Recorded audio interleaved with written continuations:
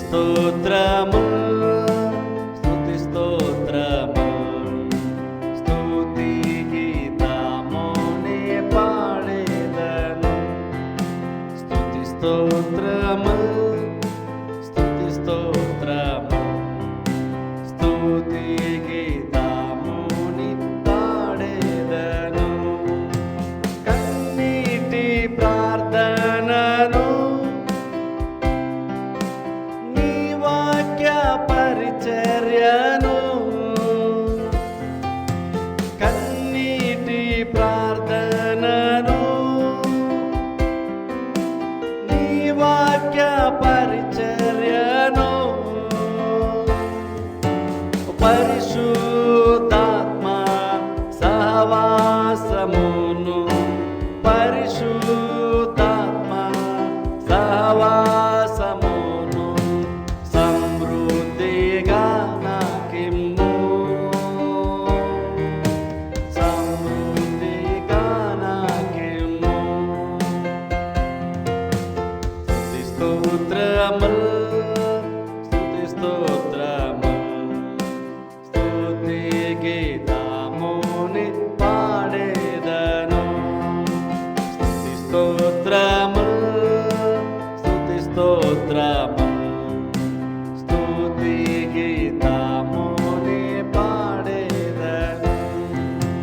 నా ప్రభువా నా రక్షకా నా ప్రభువా నా రక్షకా నీకే నా అర్పణ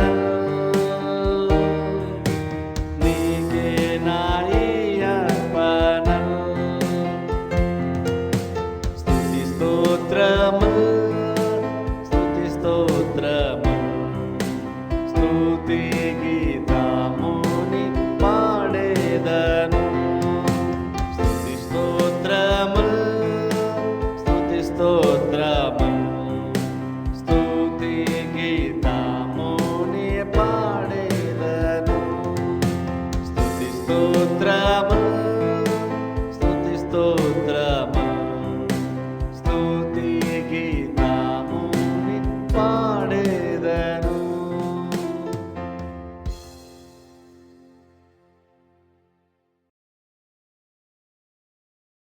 దేవుని యొక్క వాక్యాన్ని మనం చూసుకుందాం.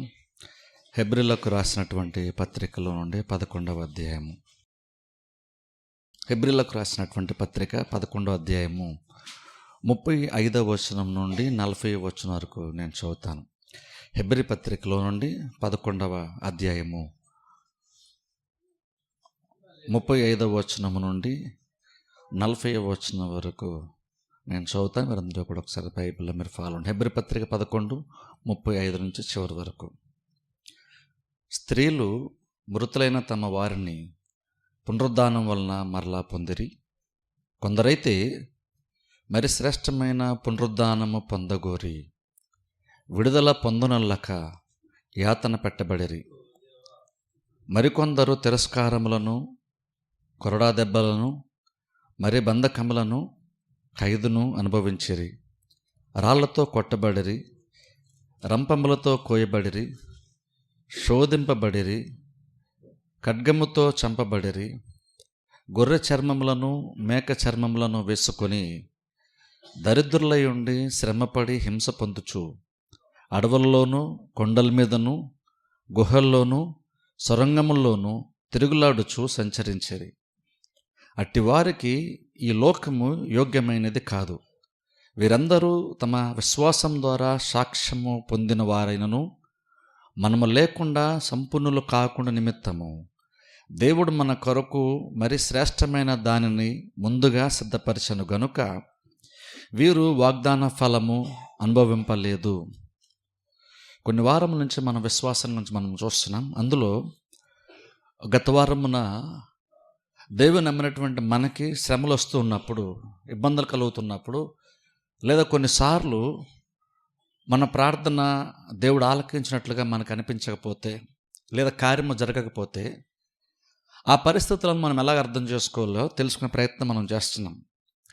ఇప్పుడు చూడండి, అక్కడ మనం 34 వచనం వరకు చూసుకుంటే అక్కడ పౌలు మాట్లాడుతున్నప్పుడు విశ్వాసం ద్వారా ఎంతమంది ఎన్నెన్ని గొప్ప గొప్ప కార్యాలు వాళ్ళు సాధించుకున్నారో బైబిల్ మనం చూస్తాం. అవన్నీ చెప్పిన తర్వాత లాస్ట్కి వచ్చేసరికి మరికొంతమంది గురించి మాట్లాడుతున్నాడు. అలా మాట్లాడుతూ ఆ పైన కనుక మనం చదివితే ఎలా ఉంటుందంటే, వారు విశ్వాసం ఉంచారు కానీ దేవుడు ఎందుకో వాళ్ళని ఫెయిల్ చేశాడేమో, దేవుని వాళ్ళు నమ్మారు కానీ ఎందుకో దేవుడు కార్యం చేయలేదేమో, రక్షించలేదేమో, వారి ప్రాణాలను కాపాడలేదేమో అనేటువంటి ఒక భావన మనకి పైన చదువుకెళ్తే వస్తుంది. కానీ ఇక్కడ బైబిల్లో చూడండి, కొన్ని పదాలు స్పెసిఫిక్గా చదివిన వాక్యభావం ఒకసారి మరలా మనం గమనిద్దాం. చూడండి, 35వ వచనం మనం చూసుకున్నట్లయితే ఆ 2వ లైన్లో చూస్తే, మరి శ్రేష్టమైన పునరుద్ధానము పొందగోరి విడుదల పొందనలకు యాతన పెట్టబడిరి. ఇక్కడ కొంతమంది యాతన పెట్టబడ్డారు. దేని కొరకంటే మరి శ్రేష్టమైన పునరుద్ధానము పొందు నిమిత్తం అని చూస్తున్నాం. అంటే ఇక్కడ కూడా చూడండి, వారికి విశ్వాసం ఉంది, వాళ్ళు పొందుకుంటున్నారు, పొందుకునేటువంటి ఒక విశ్వాసం వారికి ఉంది. కానీ వాళ్ళు మరింత శ్రేష్టమైన పునరుద్ధానాన్ని వాళ్ళు కోరుకున్నాను చూస్తున్నాం. అలాగే చూడండి, కొంచెం మనం పేస్ తిరిగేస్తే అక్కడ కూడా చూడండి, మళ్ళీ 38వ వచనంలో మనం చూస్తే అక్కడ స్టార్ట్ నుంచి 38వ వచనం చూస్తే అక్కడ చూడండి, చంపబడ్డం గురించి, శోధింపబడ్డం, గొర్రె చర్మలు కప్పుకోవడం గురించి, దరిద్రం ఉండడం, శ్రమలు, హింసల గురించి మాట్లాడుతూ 38వ వచనం లాస్ట్ లైన్లో అంటున్నాడు చూడండి పౌలు అక్కడ, అట్టి వారికి ఈ లోకము యోగ్యమైనది కాదు, వీరందరూ తమ విశ్వాసం ద్వారా సాక్ష్యము పొందినవారై. చూసారా, వీళ్ళు ఆత్మీయంగా ఎంత గొప్ప స్థితిలోనికి వెళ్ళిపోయారని బైబిల్ మనం చూస్తున్నామంటే, అక్కడ పౌలు మారుతూ ఇంకను వాళ్ళు కూడా విశ్వాస సాక్ష్యం వాళ్ళు కూడా పొందుకున్నారు. వాళ్ళు కూడా విశ్వాసం ఉంటూనే వాళ్ళకి యాక్చువల్గా విశ్వాసం ఉన్నటువంటి సాక్ష్యాన్ని కూడా వాళ్ళు పొందుకున్నారని బైబిల్ పౌలు చెప్తున్నాడు. ఇప్పుడు విశ్వాసం ఉందన్న సాక్ష్యం అక్షరాల దేవుడే సాక్ష్యం పలికాడు. మరి ఇంకను వాళ్ళ జీవితం ఒక రకంగా మనం చూస్తే ఫెయిల్యూర్ లాగా అనిపిస్తుంది. ఎందుకంటే చాలా యాతనలు పెట్టబడ్డారు, హింసలు, శోధనలు, ఇబ్బందులు, ప్రాణాపాయ పరిస్థితులు ఇవన్నీ వరకు వచ్చినాయి. వాళ్ళ విశ్వాసం ఎంత ఎదిగిపోయిన బైబిల్ మనం చూస్తున్నామంటే, దేవుడు స్వయంగా రాస్తూ చెప్తున్నాడు, వారికంట ఈ లోకమే యోగ్యమైనది కాదంట. ఒకసారి దాని గురించి ఆలోచించండి. వాళ్ళ ఆత్మీయ స్థితిలో, వారి విశ్వాసం యొక్క స్థితిలో వాళ్ళు ఏ స్థాయిలోకి వెళ్ళిపోయారంటే, ఈ లోకమే కానీ, ఈ లోక జీవితమే కానీ, లేదా ఈ లోకము ద్వారా, లేదా విశ్వాసం ఉంచడం ద్వారా ఈ లోకంలోంచి మనకు వచ్చేటువంటి మంచి విషయాలు, అది విశ్వాసం ద్వారా చెప్తున్నాను, దేవుడు ఇచ్చేటువంటి విషయాలే, అవేవి కూడా వారి స్థితితో పోల్చుకుంటే అది కూడా పెద్ద యోగ్యము కాదనిపించిందంట. అసలు లోకమే వాళ్ళ యోగ్యం కాదంటే, లోకములో ఉండేటువంటి విషయాలు కానీ, ఈ లోక సంబంధమైన అవసరతల గురించి ఏవైతే మనం సహజంగా మాట్లాడుకుంటామో, లేదా ఏదైతే మనం విశ్వాసం ఉంచాలనుకొని విశ్వాసం ఉంచడానికే ప్రయాసపడతామో, పొందుకోవడం గురించి ప్రార్థన చేస్తుంటామో, కొంతమంది ఎలా ఉన్నారని పౌలు చెప్తున్నాడంటే, అసలు వీళ్ళైతే ఈ లోకంలో ఉన్నటువంటి వాటి గురించి అసలు పట్టించుకునే లేదు. అంతగా వాళ్ళు ఆత్మీయంగా ఎదిగిపోయారంట. ఓ మూమెంట్కి వచ్చేసరికి అసలు ఎలా అయిపోయిందంటే వాళ్ళ స్థితి అసలు ఈ లోకం వాళ్ళకి యోగ్యమైనటువంటిది కాదు. అంటే వాళ్ళ జీవితము ఎంత ఉన్నతంగా ఉందంటే, ఈ లోకం వాళ్ళకి సూటబుల్ కాదు. వాళ్ళకి ఏది సూటబుల్ అంటే పరలోకమే సూటబుల్ అంట. అంతగా వాళ్ళు ఆత్మీయంగా ఎదిగిపోయారట. అందుకని లోకం గురించి వాళ్ళు పెద్దగా ఆలోచించట్లేదు. ఈ లోకం ద్వారా వచ్చే స్వస్థత గురించి కానీ, పునరుద్ధానం గురించి కానీ, లోకం ద్వారా వచ్చే అవసరతలు తీర్చబడ్డమే కదా. అంటే తినడం గురించి, నివసించడం గురించి, గృహాల గురించి, వస్త్రాల గురించి, అసలు వీటి గురించి వాళ్ళు పట్టించుకోనే లేదు. అంతగా వాళ్ళు ఎదిగిపోయారంట. యాక్చువల్గా పౌలు చెప్తాడు, వాళ్ళు సాక్ష్యము పొందారు అంటే. చూడండి, అంటే కొంతమంది విశ్వాసులు ఎంత గొప్పగా వాళ్ళ స్థితి ఉంటుందంటే, భౌతికంగా నువ్వు చూస్తే వాళ్ళ స్థితి నీకేం పెద్దగా ఆశీర్వదింపడినటువంటి ఒక స్థితిలాగా నీకు అనిపించదు. ఎందుకంటే వాళ్ళు శ్రమలు పడుతున్నారు, ఎందుకంటే వాళ్ళు హింసలు పొందుతున్నారు, ఎందుకంటే వాళ్ళు ఇంకను ప్రాబ్లమ్స్ ఉన్న వాళ్ళు ఉంటున్నారు. కొన్నిసార్లు క్రిస్టియన్ మనం ఏంటంటే, కొంతమంది అలా చూసినప్పుడు వాళ్ళకి విశ్వాసం లేదని అనుకుంటాం. ఇప్పుడు చూడండి, నమ్మకం లేకపోతే, దేవుని నమ్మకపోతే మనకు కొన్ని కార్యాలు జరగవు. నేను అలాగేదో కొద్ది అటు ఇటుగా విశ్వాసం ఉన్నటువంటి వారి గురించి మాట్లాడలేదు. కొంతమంది విశ్వాసం ఎంత ఎదిగిపోతారంటే, వాళ్ళు ఈ లోక సంబంధం దానికోసం పెద్దగా పట్టించుకోరు వాళ్ళు. అంటే వాళ్ళ విశ్వాసం ఉంది, ఇంకను విశ్వాసం ఉందని సాక్ష్యం వాళ్ళకు ఉంది. కానీ వాళ్ళ విశ్వాసము ఏ స్థితిలోకి దేన్ని పొందుకోవడం కొరకు వాళ్ళు ఆశపడుతున్నారంటే, ఈ లోక సంబంధమైనటువంటివి, భౌతికమైనవి కాదు, మరి శ్రేష్టమైనటువంటి పొందుకోవడం గురించి వాళ్ళు ఆలోచన చేస్తున్నారంట. అంటే స్వస్థత పొందుకోవడం మంచిదా అంటే మంచిదే. కానీ కొంతమంది వారి విశ్వాసస్థితి ఎలా ఉంటుందంటే, వాళ్ళు స్వస్థత నాకు లేకపోయినా పర్లేదు అని స్వస్థత గురించి పెద్దగా ఆలోచించక, చనిపోతే పరలోకం వెళ్ళిపోతాం కదా ఏముందిలని ఆ పరలోకం గురించి వాళ్ళు ఆలోచిస్తున్నారు. ఆ పరలోకం వెళ్ళడం గురించి వారి విశ్వాసాన్ని కాపాడుకుంటున్నారు. అంత గొప్ప విశ్వాసపు స్థితిలో కొంతమంది వెళ్ళారని ఇక్కడ పౌలు మాట్లాడుతున్నాడు. ఇప్పుడు అందుకని చూడండి, నేను కూడా చాలా వారాల పాటు మనము నమ్మితే దేవుడు కార్యాలు చేస్తాడని నేను చాలాసార్లు నేను కూడా చెప్పాను. అలాగే గిద్యోని గురించి కూడా నేను కూడా లాస్ట్ టైం చెప్పాను. చూసారా, పరాక్రమశాలు అయ్యారు వాళ్ళు, గొప్పగా దేవుడు చేస్తాడు, దేవుడు వారి ద్వారా జరిగిస్తాడు, మనం కాదంటలేదు. కానీ విశ్వాసం ఇంకొక ఉన్నతమైనటువంటి ఒక స్థితి మరొకటి కూడా ఖచ్చితంగా ఉంది. అదేంటంటే ఒకప్పుడు బహుశా వీటి కోసం మనం ప్రయాసపడి ఉంటాం. ఏంటి, మన అవసరాలు తీర్చుకోవడం కోసం, కుటుంబ సంబంధమైనటువంటి అవసరాలు తీర్చుకోవడం కోసం, బాధ్యతలు నెరవేర్చుకోవడం కోసం కూడా ఇంకనూ దేవుణ్ణి నమ్ముంటాం. మనం ఇంకనూ దేవుని విశ్వాసం ఉంచుంటాం, దేవుణ్ణి మనం అడుగుంటాం. కానీ ఒక సిచ్యువేషన్ వస్తుంది. ఆ సిచ్యువేషన్ వచ్చినప్పుడు కొంతమంది ఆలోచన విధానం ఎలా ఉంటుందని పౌలు చెప్తారంటే, వీళ్ళు విశ్వాసం ఎంత ఎదిగిపోతారంటే వీళ్ళక ఇంకనూ దాని గురించి వాళ్ళు ప్రార్థన చేయొచ్చు, వాళ్ళు దేవుని అడగచ్చు. కానీ వాళ్ళు ఎలా వెళ్ళిపోయారంటే ఇది ఉంటే ఏంటి లేకపోతే ఏంటి అంటే వాళ్ళ విశ్వాసం ఒకప్పుడు ఏంటంటే ఇది లేదు, దీని కొరకు మనం విశ్వాసం ఉంచుదాం, దీన్ని దేవుని అడుగుదాం, దేవుడు తప్పకుండా మనకి ఇస్తాడు, దేవుడు వాగ్దానం నెరవేరుస్తాడంటే ఒక స్థితిలో వాళ్ళు ఉన్నారు. టైంలో నమ్మారు, పొందుకుంటూ ఉన్నారు. కానీ ఇంకా కొంతకాలం తర్వాత వాళ్ళు విశ్వాసం ఎదిగిపోతుండి వాళ్ళు ఎలాంటి స్థితిలోకి వెళ్ళిపోయారంటే ఈ అవసరం ఉంది, దీన్ని మనం తీర్చుకోవచ్చు, దీన్ని అడగచ్చు, కానీ దీనికంటే ఇంకా గొప్పది ఉంది, మరీ శ్రేష్టమైనది ఉంది, ఒకటి ఉంది కదా, దానికోసం మనం ప్రయాసపడదాం, దాని కొరకు విశ్వాసం ఉంచుతాం. కానీ వీటితో మనకు పెద్ద అవసరమే లేదు. ఇది ఉంటే ఏంటి లేకపోతే ఏంటి, దేవుడు స్వస్థపరచకపోతే ఏంటి అనేటువంటి స్థితిలోనికి వెళ్ళిపోతారంట. అలా వెళ్ళిపోయిన వారు కూడా ఇంకనూ మనం కొన్నిసార్లు వాళ్ళ రోగంతో మనం చూస్తాం, ఇంకనూ చిన్న చిన్న రోడ్లతో చూస్తాం. కొంతమంది లోక సంబంధంగా గొప్ప స్థితిలో ఉండి ధనవంతులుగా పిలువబడుతున్నటువంటి వారికి ఉన్నంత ఆర్థిక స్థితిలో ఈ కొంతమంది ఘనమైనటువంటి విశ్వాసం కలిగినటువంటి వారు ఉండకపోవచ్చు లోక సంబంధంగా చూసుకుంటాం. కానీ ఇంకనూ వారు చాలా విశ్వాసం ఉందన్న సాక్ష్యాన్ని వాళ్ళు పొందుకున్నారు. వాళ్ళు ఎందుకు ఉండి వారికి లేవంటే వాళ్ళు దేవుని అడగక కాదు, లేదా విశ్వాసం లేక కాదు, వాళ్ళు ఇంకా మరీ శ్రేష్టమైన దాన్ని కొంతమంది వెతుకుతున్నారట. అందుకనే కొంచెం అల్పమైనటువంటివి పెద్దగా వాళ్ళు పట్టించుకోవట్లేదు, అందుకనే వాళ్ళ దగ్గర లేవు. ఇప్పుడు అందుకని చూడండి, మనం కూడా కొన్నిసార్లు ఆలోచించుకోవాలి. కొంతమంది విశ్వాసాలు చూడండి, ఇప్పుడు నేను చెప్పేది ఈ స్టేజ్ అందరికీ రాదు. యాక్చువల్గా చెప్పుకోవాలంటే ఇది అందరి వల్ల సాధ్యం కాదు. ఇది అసలు ఇంకా చెప్పాలంటే అసలు ఏది సాధ్యము అంటే మనకు అవసరాలు తీర్చుకోవడం, విశ్వాసం ఉంచడం మనకి చాలా కష్టమైపోతుంది యాక్చువల్గా చాలా సందర్భాల్లో. అలాంటిది వీళ్ళు ఆ స్టేజ్ని దాటేసి మరి శ్రేష్టమైనటువంటి వాటి కొరకు వీళ్ళు ప్రయాసపడుతున్నారంట. అంత గొప్పగా వీళ్ళు మారిపోతున్నారు. ఇప్పుడు అందుకని చూడండి అంటాను, అందుకని వచ్చిన ప్రాబ్లమ్స్ వచ్చినప్పుడు కూడా మనం కొంచెం జాగ్రత్తగా ఆలోచించుకోవాలి. కొన్నిసార్లు చిన్న చిన్న ఇబ్బందులు వచ్చినప్పుడు జాగ్రత్తగా ఆలోచించకపోతే ప్రాబ్లం ఏంటంటే కొన్నిసార్లు సాతానుడు నీకున్నటువంటి విశ్వాసాన్ని శోధించి నేను విశ్వాసంలో బలహీనపరిచే ప్రమాదం కూడా ఉంటుంది. అందుకని ప్రాబ్లం వచ్చినప్పుడు సరైన అవగాహన మనకు ఉండాలి.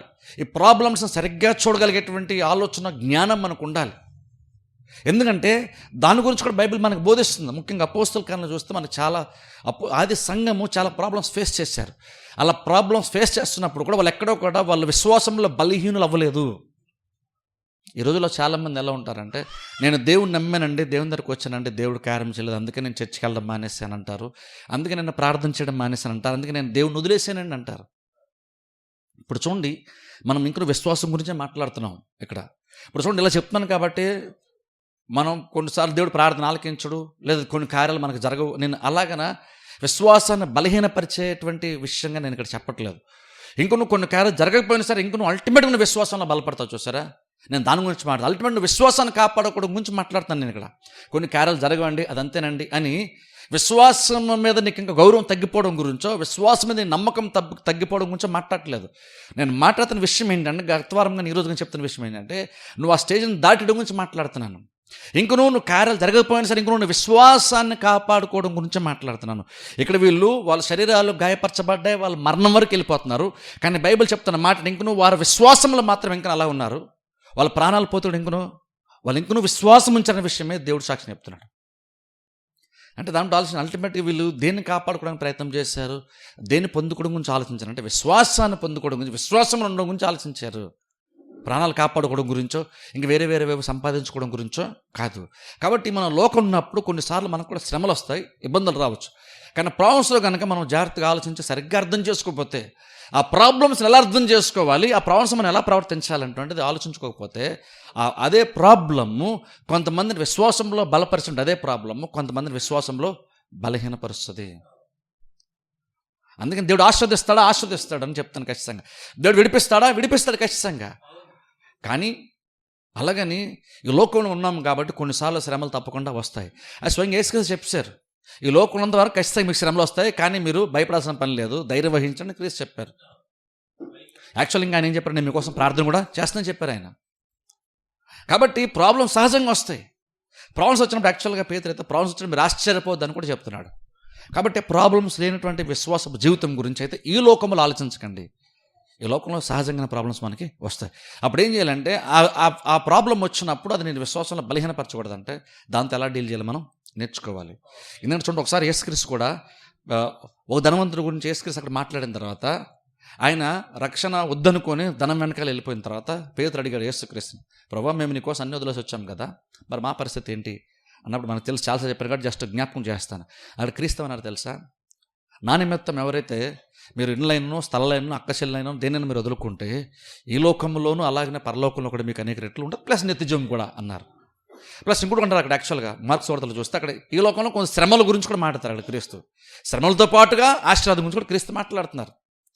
అంటే ఎక్కడ కూడా నువ్వు విశ్వాసం ఉన్నావు కాబట్టి, నువ్వు దేవుని నమ్మేవు కాబట్టి నాకు శ్రమలే రావని ఎప్పుడు కూడా అనుకోవద్దు. శ్రమలు కూడా వస్తాయి, కానీ అలాగని జీవితంలో ఎక్కువ శ్రమలు ఉంటాయి నేను చెప్పట్లేదు. ఒక వ్యక్తి తన జీవిత కాలంలో ఎక్కువ దేవుని ద్వారా మేలు అనుభవిస్తాడు, కానీ శ్రమలు ఎక్కువ కాదు. యాక్చువల్ ఇంకా చెప్పుకోవాలనుకుంటే నువ్వు దేవుని ద్వారా పొందినటువంటి మేలుతో పోల్చుకుంటే శ్రమలు చాలా తక్కువ కాలము, చాలా అల్పమైనటువంటివే. కాబట్టి మనం శ్రమలు చూసి మనం డిస్కరేజ్ అవ్వాల్సిన పని లేదు. శ్రమలు కూడా వస్తాయంటే ఇంకా ఇప్పుడు విశ్వాసం నుంచి ఎందుకండి అని కూడా డిస్కరేజ్ ఫీల్ అవ్వాల్సిన అవసరం లేదు. మన విశ్వాసాన్ని బలపరచుకోవడం గురించి మాట్లాడతాం, కానీ విశ్వాసాన్ని బలహీనపరచుకోవడం గురించి మనం యాక్చువల్గా మాట్లాడలేదు. ఇప్పుడు అందుకని చూడండి, జనరల్గా ప్రాబ్లమ్స్ వస్తాయి. ప్రాబ్లమ్స్ వచ్చినప్పుడు మనము కొంతమంది ఏంటంటే దేవుని వదిలేస్తారు, ఆత్మీయ విషయాలని పక్కన పెట్టేస్తారు. కానీ కొంతమంది శ్రమలు కూడా ఇంకనూ బలంగా సాగినటువంటి వారు ఉంటారు. ప్రాబ్లమ్స్ ఎందుకు అంటే మనకు ఆన్సర్ దొరుకుతుందా అంటే మనకి చాలా సందర్భాల్లో ప్రాబ్లం సులువు ఉంటున్నప్పుడు ప్రాబ్లం ఎందుకు అన్నది మనకైతే యాక్చువల్గా మనకి ఆన్సర్ మనకి దొరకదు. అందుకని ఈ ప్రాబ్లం నాకు ఎందుకు వచ్చిందండి, నాకే ఎందుకు వచ్చింది అని ఎప్పుడు కూడా మనం ఆలోచన చేయకూడదు. కానీ మనుషులంగా సహజంగా ఆలోచన వస్తుంది. గత వారం చెప్పని చూస్తారా, ఓ పుట్టుకతో గుడ్డివాడు ఉన్నప్పుడు అక్కడ శిష్యులు అడుగుతున్నారు, ప్రభా వీడు పాపం చేస్తాడా లేదా వీరి తల్లిదండ్రులు పాపం చేస్తారు, వీడు ఎలాగను పుట్టాడు. మనిషి యొక్క నేచర్ అది, సహజంగా అలా అడుగుతుంటారు. ఈవెన్ బైబిల్లో కూడా చాలామంది అలాంటి ఎక్స్పీరియన్స్తో వాళ్ళు కూడా దేవుని నాటం బైబిల్ మనం చూస్తాం. ఒకసారి చూద్దాం, హబక్కూకు గ్రంథంలోకి వెళ్దాం. చూడండి ఒకసారి హబక్కూకు గ్రంథంలోనికి వెళ్దాం. ఒకసారి హబక్కూకు గ్రంథము 1వ అధ్యాయంలోనికి వెళ్దాం. హబక్కూకు గ్రంథము 1వ అధ్యాయం. ఇక్కడ కూడా చూడండి కొన్ని విషయాలు లోకం ఉండేటువంటి చెడుని గురించి ఇక్కడ భక్తుడు చూసి దేవుని ప్రశ్నిస్తున్నాడు. ఆయనకున్న మనసులో అనుకుంటున్నాడు, దాని గురించి నేను చదువుతాను. చూడండి హబక్కూకు గ్రంథము 2వ వచనం నుండి నేను చదువుతాను. 2వ వచనము 3వ వచనం ఆ తర్వాత 5వ వచనం మధ్యలో నేను చదువుతాను. హబక్కూకు గ్రంథము 1వ అధ్యాయం 2వ వచనం చదువుతాను. చూడండి, యెహోవా నేను మొర్ర పెట్టినను నీవెన్నాళ్ళు ఆలకింపకుందువు, బలాత్కారము జరుగుచున్నదని నేను నీకు మొర్ర పెట్టినను నీవు రక్షింపకయున్నావు, నన్నెందుకు దోషము చూడనిచ్చుచున్నావు, బాధ నీవేళ ఊరకే చూచుచున్నావు. 5వ వచనం చదువుతాను. చూడండి, అన్యజనులో జరుగునది చూడుడి. అక్కడ దేవుడు మాట్లాడుతున్నాడు. చూడండి, ఆలోచించుడి, కేవలము విస్మయమునందుడి, మీ దినములలో నేను ఒక కార్యము జరిగింతును, అలాగూ జరుగునని ఒకడు మీకు తెలిపినను మీరు అతన్ని నమ్మకందురు. అత చూడండి 13వ వచనంలో లాస్ట్ లైన్ చదువుతాను. చూడండి 13వ వచనం లాస్ట్ లైన్లో, ఎక్కువ నీతిపరులను నాశనము చేయగా నీవు చూచియు ఎందుకు ఊరకు ఉన్నావు. ఇక్కడ గమనించండి, ఇక్కడ హబక్కూకి లోకములను చూస్తున్నప్పుడు, లోకం ప్రాబ్లమ్స్ని చూస్తున్నప్పుడు ఆయన దేవుని క్వశ్చన్ చేస్తున్నాడు. ఎందుకంటే ఆయనకు ఉన్నటువంటి ఒక సిన్సియర్ ఉన్నట్టు ఒక నమ్మకం ఏంటంటే మనం దేవుని నమ్మాం కాబట్టి దేవుడు కార్యాన్ని కూడా సరి చేస్తాడు, లోకమును ఆయన పరిపాలిస్తున్నాడు కాబట్టి ఆయన ప్రతిదీ కూడా తన చిత్త ప్రకారం నడిపిస్తాడు అనేటువంటి ఒక నిజమైనటువంటి ఒక ఆలోచన నమ్మకం హబక్కూకు ఉంది. కాబట్టి ఆయన ఏదైతే నమ్మాడో, ఏదైతే దేవుడు ఎలాగుంటాడని ఆయన అనుకుంటూ నమ్మాడో బైబిల్ని బట్టి, తనకు దగ్గర ఉన్న గ్రంథాన్ని బట్టి, ఇప్పుడు ప్రాక్టికల్గా చూస్తే లోకం చూస్తున్నప్పుడు దానికి విరుద్ధంగా జరుగుతుంది. విరుద్ధంగా జరుగుతున్నప్పుడు ఈయన కొన్ని డౌట్స్ ఏంటంటే, లోకంలో చాలా చెడు జరుగుతుంది, లోకంలో చాలా అన్యాయం జరుగుతుంది, చాలా అక్రమం జరుగుతుంది. ఇవన్నీ జరుగుతూ కూడా దేవుడు ఎందుకు చూస్తూ ఊరునుంటున్నాడు, దేవుడు ఎందుకు ఏం చేయట్లేదు. పైగా ఇంకా ఏమన్నాడంటే, ఇవన్నీ అసలు నేనెందుకు చూడాల్సి వస్తుంది, ఇవన్నీ చూసేట్లు నువ్వు ఎందుకు చేస్తున్నావు, నువ్వు దీన్ని సెట్ చేయొచ్చు కదా, ఈ ప్రాబ్లమ్స్ని నువ్వు సరి చేయొచ్చు కదా. ఈ లోకం ఎంత జరుగుతున్నప్పుడు నాకే చాలా బాధ అనిపిస్తుంది. అలాంటప్పుడు నువ్వు సర్వశక్తి గల దేవుడవు, నువ్వు నీతిమంతుడవు, నువ్వు పరిశుద్ధుడవు, నువ్వు సమస్తాన్ని చేయగల దేవుడవు కాబట్టి ఇవన్నీ జరుగుతూ నువ్వు ఎందుకు సైలెంట్గా ఉంటున్నావు.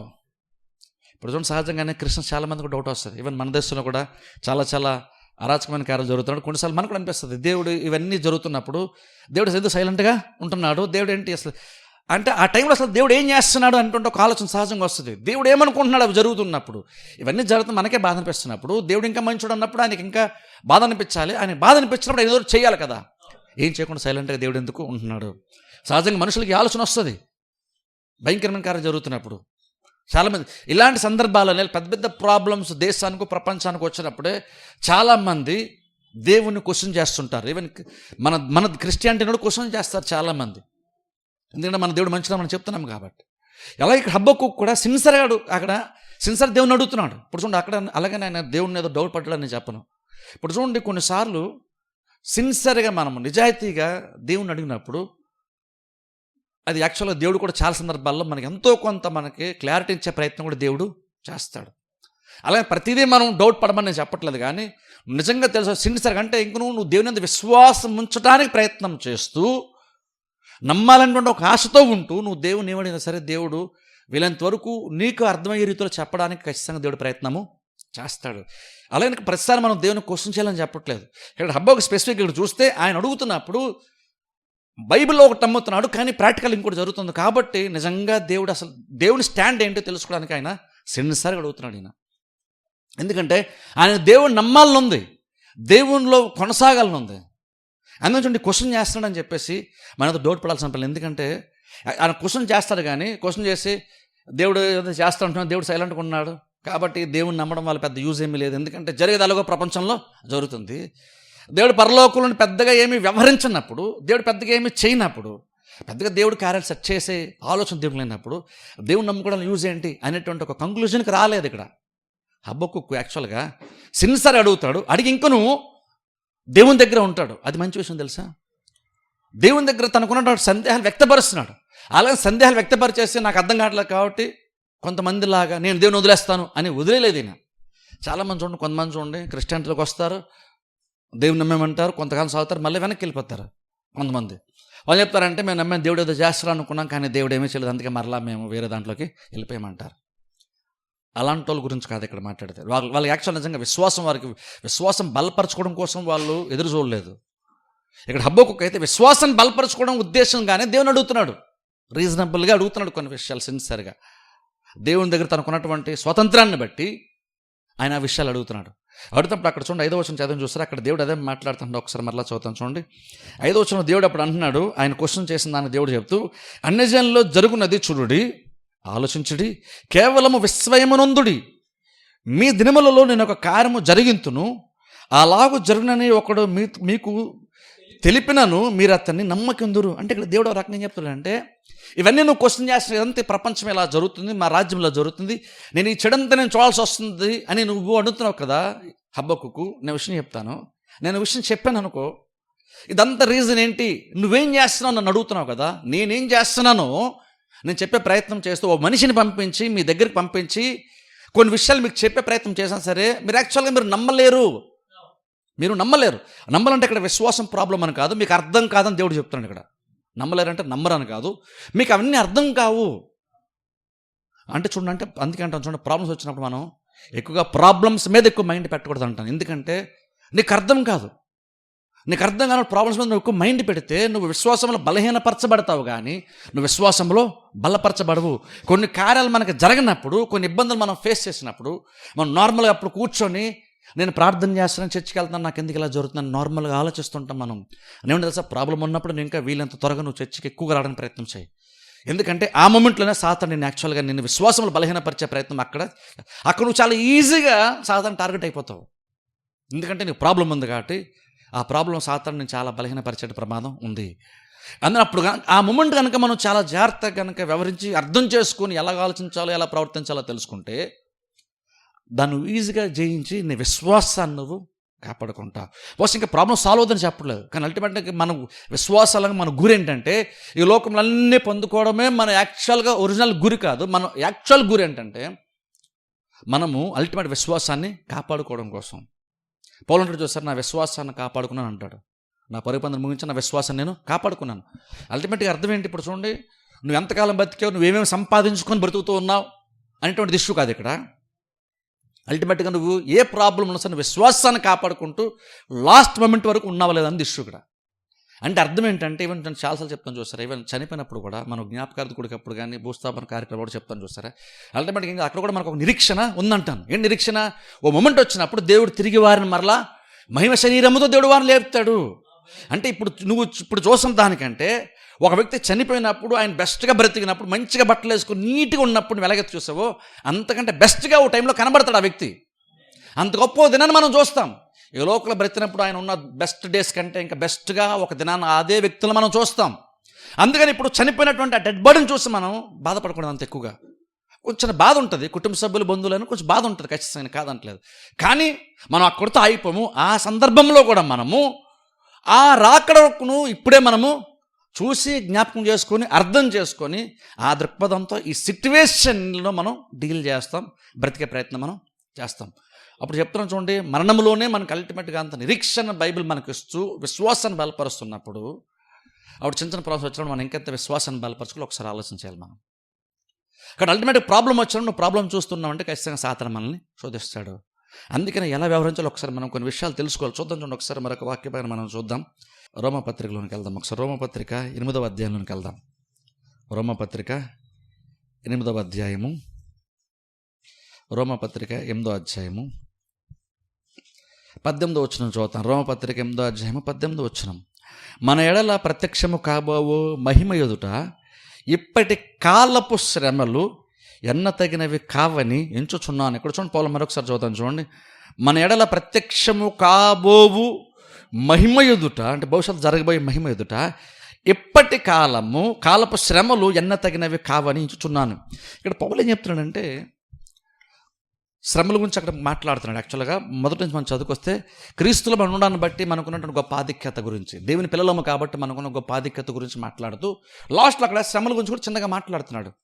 అలా మాట ఏం చెప్తున్నాడంటే మనకు టైం వచ్చినప్పుడు మనకు మహిమకరం ఏంటంటే ఒకటి మనకి ఖచ్చితంగా మన కూడా వెయిట్ చేస్తూ ఉంది. అది ఉంది, అది ఆ కాలం ఒకటి ఉంది. కాబట్టి ప్రస్తుత కాలం మనం ఏ శ్రమను అనుభవిస్తున్నామో ఇవి పెద్దగా మనకంత ఇంపార్టెంట్ ఏమీ కాదు, అదంత ఎంచదగినటువంటి కార్యములు ఏవి కావు. ఒకసారి ఆలోచించండి, ఈ లోకంలో జీవించేటువంటి జీవిత కాలం నేను గురించే మాట్లాడేస్తూ పౌలు అంటున్నాడు. ఇది పెద్ద ఎంచదగినటువంటిదే కాదు. ఈ కాలం చూడండి, స్పెసిఫిక్ అక్కడ ఓడి మాట్లాడుతున్నాడు చూడండి, ఏమంటున్నాడంటే అక్కడ ఇప్పటి కాలపు శ్రమలు, ఇప్పటి కాలం అంటున్నాడు చూడండి. ఇప్పటి కాలం అంటే ఏ రోజుల గురించి మాట్లాడుతున్నాడు అంటే ఈ లోక జీవితం గురించి మాట్లాడుతున్నాడు. ఏదో 1-2 రోజులు వచ్చేటువంటి శ్రమల గురించి మాట్లాడదు. ఆ మహిమతో పోల్చుకున్నప్పుడు అసలు ఈ లోకంలో 100 సంవత్సరాలు జీవించినా ఇది అసలు పెద్దగా అంత ఇంపార్టెంటే మనకి కాదు. దేన్ని బట్టి ఈ లోక జీవితమే ఇంపార్టెంట్ కాదనే స్థితిలోకి ఒక విశ్వాసం వెళ్ళిపోతాడంటే పరలోక జీవితాన్ని గురించి ఆలోచించినప్పుడు మాత్రమే, దాన్ని అర్థం చేసుకున్నప్పుడు మాత్రమే ఈ లోక జీవితం అసలు అంచదగినటువంటిదే కాదనేటువంటి కంక్లూజన్ మనం వస్తాం. యాక్చువల్గా పౌలు కొన్ని ఇంగ్లీష్ ట్రాన్స్లేషన్ మనం చూస్తే యాక్చువల్ అక్కడ పౌలు మాట్లాడేటప్పుడు అసలు అంటే ఎలాంటి అర్థంతో వస్తుందంటే అక్కడ నేను చాలా ఆలోచించి అన్నీ మంచి చెడు అంతా లాభాలస్ట్ అన్నీ చూసుకున్న తర్వాత నాకు అర్థమైన విషయం ఏంటంటే ఈ లోక జీవితం కంటే పరలోక జీవితం చాలా చాలా బెటర్. కాబట్టి దాంతో పోల్చుకున్నప్పుడు అంటే ఒక టైంలో మనం పరలోకం వెళ్ళిపోయినప్పుడు అక్కడ ఉండే గొప్ప గొప్ప స్థితి గురించి మనం ఆలోచించుకున్నప్పుడు, మహిమకరమైన ఆ కాలం గురించి ఆలోచించినప్పుడు ఈ కాలమే పెద్దగా అల్పమైనటువంటిది, అంత ఇంపార్టెంట్ ఏమీ కాదు. ఇప్పుడు చూడండి, పౌలు అసలు నిజంగా ఆలోచించండి, ఈ లోక జీవిత కాలం గురించి మాట్లాడేస్తున్నాడు. అసలు ఈ లోక బ్రతికే పెద్ద అంత ఇంపార్టెంట్ ఏమీ కాదు. మనమేమో దీనికోసం అంత ప్రయాసపడుతుంటాం కదా, ఎక్కువ కాలం బతకాలి, ఆరోగ్యంగా బతకాలి, మన అవసరాలు తీర్చుకోవాలని. ఈ లోక జీవితం మనకి చాలా పెద్ద ఇష్యూ అయిపోతుంది మనకి యాక్చువల్గా. అలాగే నేను ఇది ఇంపార్టెంట్ కాదు, అవసరాలు ఇంపార్టెంట్ కాదని చెప్పట్లేదు. కానీ విశ్వాసగా నువ్వు ఈ లోకంలో అవసరాలు తీర్చుకుంటూ ప్రార్థన చేస్తూ విశ్వాసాన్ని కొనసాగుతూ కూడా నువ్వేం గుర్తుపెట్టుకోవాలంటే జీవితం అంటే కేవలం ఈ లోకం వరకే సంబంధించింది కాదు, ఇంకొకటి ఖచ్చితంగా ఇంకోటి ఉంది. అది యాక్చువల్ అది శాశ్వతమైనటువంటిది, ఇది శాశ్వతమైనటువంటిది కాదు. దాన్ని చూస్తున్నప్పుడు, దాంతో దీన్ని పోల్చుకున్నప్పుడు, ఆ సైజుతో దీన్ని పోల్చుకున్నప్పుడు ఇది చాలా అల్పమైనటువంటిది, ఈ లోక జీవితం అల్పమైనటువంటిది. అసలు ఒక మనిషి ఈ లోకం భరితే ఒక మనిషి ఆ కంక్లూజన్కి ఎలా వస్తాడు? సో అందుకంటే చూడండి, లోకానికి మనకి డిఫరెన్స్ అదే. లోకం ఎంతసేపు ఏంటంటే ఈ లోకంలో బ్రతుకున్నంత వరకు వాళ్ళకి నిరీక్షణ, చచ్చిపోయేటప్పుడు ఎంత ధనవంతుడికైనా సరే వాడికి నిరీక్షణే లేదు. యాక్చువల్గా వేరే పత్రికలో పౌలు మాట్లాడుతూ అంటాడు, దేవునిలో మనం ఉన్నాం గురించి, దేవునిలో మనం ఉన్నాం, మనం దేవుని కలిగి ఉన్నాం కాబట్టి అలా మాడుతూ, మనం దేవుని కలిగి ఉన్నాం కాబట్టి మనకు నిరీక్షణ గలవారం అంటాడు. అంటే దేవుని మనం నమ్మేము, మనం దేవుని కలిగి ఉన్నాము కాబట్టి మనకు నిరీక్షణ ఉంది. అంటే అర్థం ఏంటంటే దేవుడు లేనటువంటి వాళ్ళకి నిరీక్షణే లేదు అని అర్థం. మనం దేవుని నమ్మేము కాబట్టి ఆ దేవుని బట్టి మనకు నిరీక్షణ ఉంది. దేవుడు నమ్మనటువంటి వారికి నిరీక్షణే లేదు. ఇప్పుడు నిరీక్షణ లేనటువంటి వారికి స్థితి ఒకసారి ప్రాబ్లమ్స్ వచ్చినప్పుడు ఎలా ఉంటుందో ఒకసారి ఆలోచించండి. మనకు ఒక నిరీక్షణ ఉంది. ప్రాబ్లమ్స్ వచ్చినప్పుడు ఒక నిజంగా చనిపోవలసినటువంటి మొమెంట్ మనకు వచ్చినా సరే, ఒక వ్యక్తి చనిపోయినా సరే, చనిపోతున్నా సరే, ఇవన్నీ ఇంకను అక్కడ మనం ఏం వాక్యం వింటామంటే, మనకి ఈ లోకం శాస్త్రం కాదు, అసలైనటువంటిది ఇంకొకటి ఉంది, అది మహిమకరమైంది, అది ఇంకా బెటర్గా ఉంటుంది. ఈ లోకంలో మనం లోపములతో ఉంటాం, మనకి ప్రాబ్లమ్స్ వస్తాయి, ఫిజికల్గా మనం చాలా వీక్గా ఉంటామేమో అనారోగ్య పరిస్థితులను బట్టి. కానీ ఓ టైం వచ్చిన మహిమ శరీరం ఉంటుంది, అది చాలా బ్రహ్మాండంగా ఉంటుంది, చాలా బెస్ట్గా ఉంటుంది అని మనం చెప్తాం. ఆ మోస్ట్ సాడ్ మూమెంట్లో కూడా మనం అలా నిరీక్షణ గురించి మాడతాం, ధైర్యం గురించి మనం మాడతాం, ఎందుకంటే దేవుడు ఉన్నాడు కాబట్టి. కానీ లోకానికైతే అది లేదు, దేవుడు లేడు కాబట్టి వాళ్ళకి నిరీక్షణ కూడా లేదు. అప్పుడు ఒకసారి మనం ఉన్నటువంటి ఇదే సిచ్యువేషన్లో ఒక అన్యుడు ఉంటే ఆయన ఎంత డిప్రెషన్ ఉంటాడో ఒకసారి ఆలోచించండి, ఎంత డిసప్పాయింట్మెంట్ ఉంటాడో ఆలోచించండి. ఎందుకంటే వాళ్ళకి నిరీక్షణ లేదు. ఈ లోకంలోకి వచ్చి లాస్ట్ మూమెంట్కి వచ్చినప్పుడు ప్రాబ్లమ్స్ వచ్చినప్పుడు వాళ్ళకి నిరీక్షణ లేదు. ఆ నిరీక్షణ స్థితి ఎంత భయంకరంగా ఉంటుందో ఒకసారి ఆలోచించండి. ఒకవేళ ఒక విశ్వాసి ఏదైనా రోగం వచ్చి చనిపోతుండొచ్చు, చనిపోతున్నప్పుడు విశ్వాసాన్ని కాపాడుకునేటువంటి మంచి విశ్వాస అయితే కనుక, నేను దేవుని నమ్మాను, నాకు ఎందుకంటే స్వస్థత రావట్లేదు అని ఆలోచించాడు ఆ వ్యక్తి అలా ఆలోచిస్తాడంటే, నేను చనిపోయినా పర్లేదు, నేను పరలోకానికి వెళ్ళిపోతాను కాబట్టి ప్రాబ్లం ఏముందిలే అని ఆలోచిస్తాడు. అక్కడ కూడా అప్పుడు నేనేమన్నానంటే, అక్కడ విశ్వాసము విరుద్ధంగా ఏదో కార్యం జరుగుతాను కాదు, విశ్వాసాన్ని బలపరచుకోవడం ఇంకా బెటర్ దానికోసం విశ్వాసము ఉంచాడు. చచ్చిపోయిన పర్లేదు, నేను పరలోకానికి వెళ్ళిపోతాను కదా, ఇది ఇంకా బెటర్ విశ్వాసం, ఇది ఇంకా మరీ శ్రేష్టమైనటువంటి విశ్వాసపు స్థితి ఇది.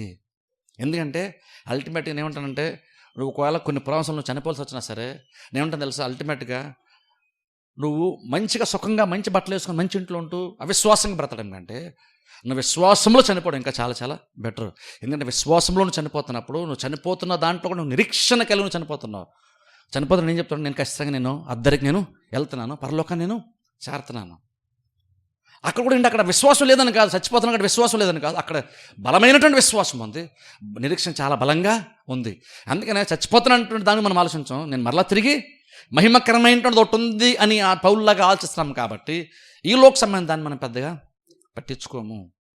అందుకే చూడండి, ఒక్క వచ్చిన వెనక్కి వెళ్తే కొంచెం క్లియర్గా పౌలు మాట్లాడతారు. ఇప్పుడు మరి శ్రమల గురించి ఎలాగ ఆలోచించాలి అంటే, చూడండి 17వ వచనంలో, రోమపత్రిక 8వ అధ్యాయం 17వ వచనంలో అక్కడ చూడండి పౌలు మాట్లాడుతుంటాడు, మనం పిల్లలమైతే వారసులము, అనగా దేవుని వారసులము, క్రీస్తుతో కూడా మహిమ పొందుటకు, గమనించండి, క్రీస్తుతో కూడా మహిమ పొందుటకు ఆయనతో శ్రమ పడిన ఎడల క్రీస్తుతోడి వారసులం. అక్కడ చూడండి పౌలు మాట్లాడుతున్నాడు, మనము దేవుని పిల్లలం అంటున్నాడు. పైన నిబంధన గురించి, దేవుడు చేసిన కార్యం గురించి మాట్లాడుతూ, మనము దేవుడు మనకి పరలోకపు తండ్రి, దత్తపుత్ర ఆత్మ దేవుడు మనకి ఇచ్చాడు, మనం దేవుని పిల్లలు, మనం సాక్ష్యం ఇస్తుంది ఆత్మ అని మాట్లాడుతూ కిందకు వస్తే మనం దేవుని పిల్లలము అని మాట్లాడుతూ దేవుని వారసులం అంటున్నాడు. దేవుని వారసులం అంటున్నప్పుడు అక్కడ అంటున్నాడు యాక్చువల్గా క్రీస్తు తోడి వారసులం అంటున్నాడు. మనమందరం గమనించండి, ఇక్కడ చెప్తున్నాను, మనము దేవునికి వారసులం అంటున్నాడు. మనం దేవుని పిల్లలము కాబట్టి, దేవుని పిల్లలం అన్నప్పుడు ఆ దేవునికి మనమందరం కూడా వారసులము. అయితే కేవలం మనం వారసులం కాదు, మనము క్రీస్తుతో వారసులము, క్రీస్తుతో పాటుగా మనం కూడా వారసులం. గమనించండి, క్రీస్తుకి మనం వారసులం కాదు, మనము దేవునికి వారసులము. అయితే మనతో పాటు ఇంకెవరు ఉన్నారు అంటే క్రీస్తు తోడి వారసులం. అంటే తండ్రికి కుమారుడు, అద్వితీయ కుమారుడు వారసుడు, ఎందుకంటే సమస్తాన్ని దేవుడు ఆయనకి ఇచ్చాడు కాబట్టి ఆయన వారసుడు. ఇప్పుడు ఆయన అద్వితీయ కుమారుడు, మనం కూడా ఆయనతో పాటు కుమారులము కాబట్టి, మనం కూడా క్రీస్తు పాటుగా ఆయన స్వీకరించాడు కాబట్టి మనము కూడా తోటి వారసులము. ఇప్పుడు తోటి వారసులం అన్నప్పుడు మనకు ఆశీర్వాదం గుర్తొస్తుంది, మంచిదే, అందులో గొప్ప విషయాలు ఉన్నాయి, మంచిదే. కానీ పౌలు మాట్లాడినప్పుడు వారసులం అంటున్నప్పుడు అంతా నువ్వు కేవలం మంచి మాత్రమే నువ్వు అనుభవిస్తూ ఆశీర్వాదం నాకు కావాలంటావా? పిల్లము అన్నప్పుడు, వారసులం అన్నప్పుడు అక్కడ క్రీస్తు శ్రమల గురించి మాట్లాడుతున్నాడు. నువ్వు వారసుడు కాబట్టి నువ్వు ఆశీర్వాదాలు చాలా అనుభవిస్తావు. కానీ ఏం గుర్తుపెట్టుకోండి, ఇంకా నువ్వు చాలా రెస్పాన్సిబిలిటీ ఉంటుంది, నువ్వు విశ్వాసాన్ని కాపాడాల్సిన స్థితి నీకు ఉంటుంది, నువ్వు తండ్రి దగ్గర ఉండాల్సిన పరిస్థితి నీకు ఉంటుంది. ఎందుకంటే నువ్వు వారసుడు కాబట్టి, నువ్వు బయటడు కాదు, మధ్యలో నువ్వు కలిసి రాలేదు కాబట్టి, నీ జీతం తక్కువ వస్తుంది కాబట్టి నేను పని మానేసి వెళ్ళిపోతాను అనుకోవడానికి నువ్వు బయటోడు కాదు, ఇక్కడ నువ్వు బయటోడివి కాదు. అదే కేవలం పనివాడైతే, దాసుడైతే ఏం చేస్తానంటే, నాకు సరిపోయినంత జీతం రాకపోతే నేను ఆ యజమాని వదిలేసి వెళ్ళిపోతాను. మనం అలాగ దేవుని దగ్గర మనం వచ్చినప్పుడు నాకు కొన్ని కలిసి రాలేదు కాబట్టి అని నేను వెళ్ళిపోయానంటే అర్థం ఏంటంటే, నేను యాక్చువల్గా నేను దేవుని పిల్లవాడిని నేను కాదు. కుమారులైతే అలా వదిలేసి వెళ్ళరు. కుమారులైతే అలా వదిలేసి వెళ్ళరు. కుమారులైతే ప్రాబ్లం ఉన్నాడు, ప్రాబ్లంలో కూడా బాధ్యతగా ప్రాబ్లం ఎలా సాల్వ్ చేసుకోవాలని ఆలోచిస్తూ ఇంకా తండ్రి దగ్గరే కంటిన్యూ అవుతారు. కానీ నాకు పెద్ద ఎక్కడేం కలిసి రావట్లేదు కాబట్టి నేను పక్కకి పోతాను, వదిలేసి వెళ్ళిపోతాను అని వెళ్ళరు. అలా దేవుని ఎవరన్నా కనుక కలిసి రాలేదని వదిలేసి వెళ్ళిపోయినట్టు అర్థం ఏంటంటే యాక్చువల్గా వాళ్ళు దేవుని పిల్లలు కాదని సాక్ష్యము. ఎందుకంటే దేవుని పిల్లలు అయితే వాళ్ళు అలాగున్నా వెళ్ళరు. ఇప్పుడు అలాగని చూడండి, దేవుడు ప్రాబ్లమ్స్ ఇస్తాడు, ఆ ప్రాబ్లమ్స్ తీసుకొని నేను ఎలా చెప్పట్లేదు, యోబులాగా అలా చెప్పట్లేదు. దేవుడు ప్రాబ్లమ్స్ ఇస్తాడని నేను చెప్పట్లేదు. కానీ కొన్నిసార్లు ఈ లోకం ఉన్నాం కూడా శ్రమలు వస్తాయి. కాబట్టి శ్రమలు వచ్చినప్పుడు దేవుడు చేయలేదేంటని దేవుని కోసం చేసేసి నేను దేవుడి దగ్గర నుంచి ఏదో కలిసి రాలేదు కాబట్టి అని చెప్పేసి నువ్వు వదిలేసి వెళ్ళిపోతున్న అర్థం ఏంటంటే నువ్వు దేవుని వారసుడు నువ్వు కాదంటే దేవుని బిడ్డవు కాదు. నువ్వు బిడ్డవైతే నువ్వు యాక్చువల్గా అలాగ ఆలోచన చేయి, నువ్వు వదిలేసి వెళ్ళిపోతున్న ఆలోచన నీకు రాదు. కాబట్టి ఇక్కడ అట్లా మాట ఇంకా అంటున్నాడు చూడండి, అక్కడ క్రీస్తు కూడా శ్రమ పడిన ఎడలు అంటున్నాడు. క్రీస్తు శ్రమ పడ్డం గురించి అంటున్నాడు. నీకు నువ్వు శ్రమ పడ్డం కాదు, అక్కడ పౌలు మారుతూ శ్రమల గురించి ఎలాంటి వ్యూతో ఉన్నాడు చూడండి పౌలు. ఇక్కడ ఇంకా 2-3 వచనాలు చూపిస్తాను నేను, 1-2 వచనాలు. శ్రమ గురించి బైబిల్ మాట్లాడుతున్న ప్రతిసారి, ఒక విశ్వాసి శ్రమలు పొందుతున్న ప్రతిసారి, శ్రమలు గుండా వెళ్తున్న ప్రతిసారి బైబిల్ ఎలాగ మాట్లాడుతుందో తెలుసా? శ్రమ గుండా వెళ్తున్నటువంటి విశ్వాసం బైబిల్ ఎలా మాట్లాడుతుందంటే, నువ్వు శ్రమలు పడుతున్నావు మాట్లాడదు, క్రీస్తుతో కూడా నువ్వు శ్రమలు పడుతున్నావు అని బైబిల్ మాట్లాడుతుంది యాక్చువల్గా. అంటే నువ్వు ఈ లోకంలో బ్రతుకుతున్నప్పుడు, నువ్వు శ్రమలు పడుతున్నప్పుడు నువ్వు మొక్కడు నువ్వు సపరేట్గా శ్రమలు పడుతున్నావు అని కాదు, నీ క్రీస్తుతో పాటు నువ్వు శ్రమలు పడుతున్నావు.